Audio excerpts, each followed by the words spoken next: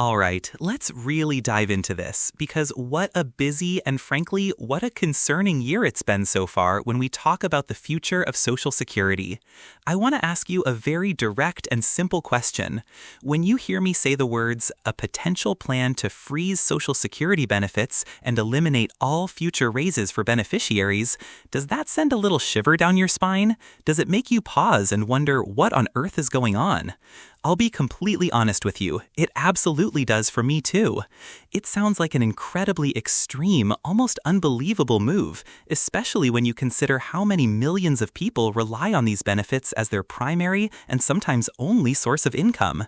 It seems particularly harsh given some of the other major changes and discussions that have been swirling around Social Security just recently. So, I have the details on this proposal, and more importantly, we need to talk about why. Why are some people even putting such a drastic idea on the table? Let's get into it and unpack what is really being discussed right now. First, to understand why a proposal as severe as a benefit freeze is even entering the conversation, we have to pull the camera back and look at the big picture of Social Security's health.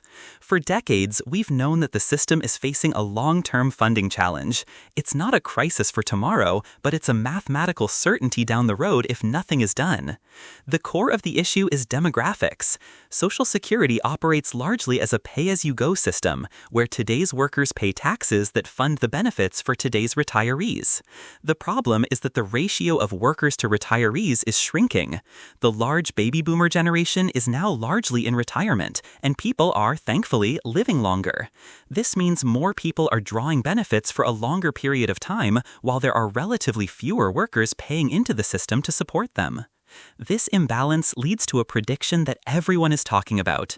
The Social Security Administration's own trustees report that if Congress does nothing, the program's trust funds will be depleted sometime in the early 2030s, around 2034.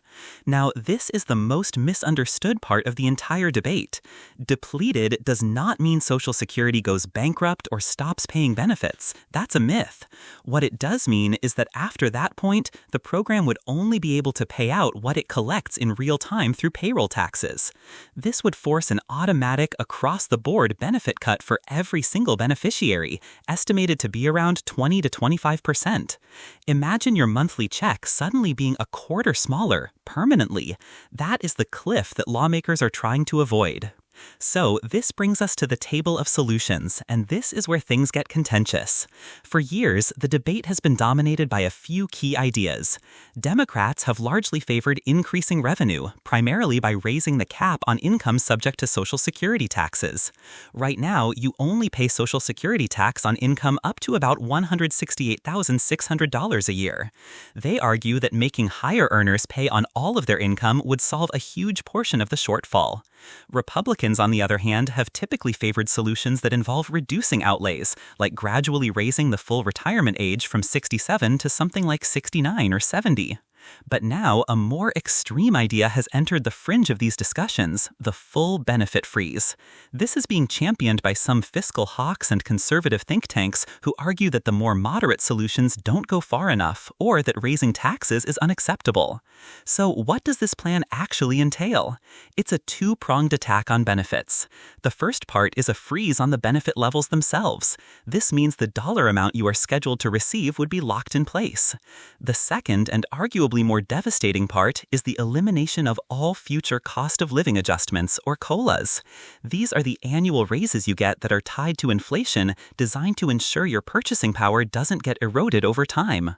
The proponents of this plan argue from a purely fiscal standpoint. They say it's the most direct and powerful way to shore up Social Security for the long term. It would drastically reduce the program's expenditures and push that insolvency date far into the future, possibly forever.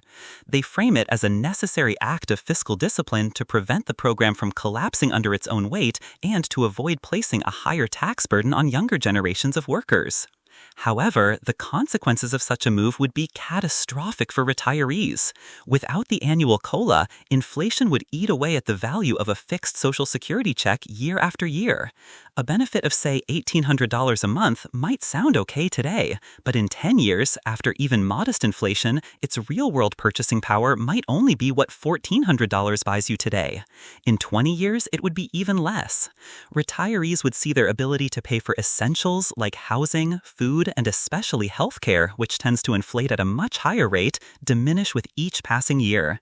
It would essentially guarantee a steady decline into poverty for millions of older Americans who have no other means to increase their income.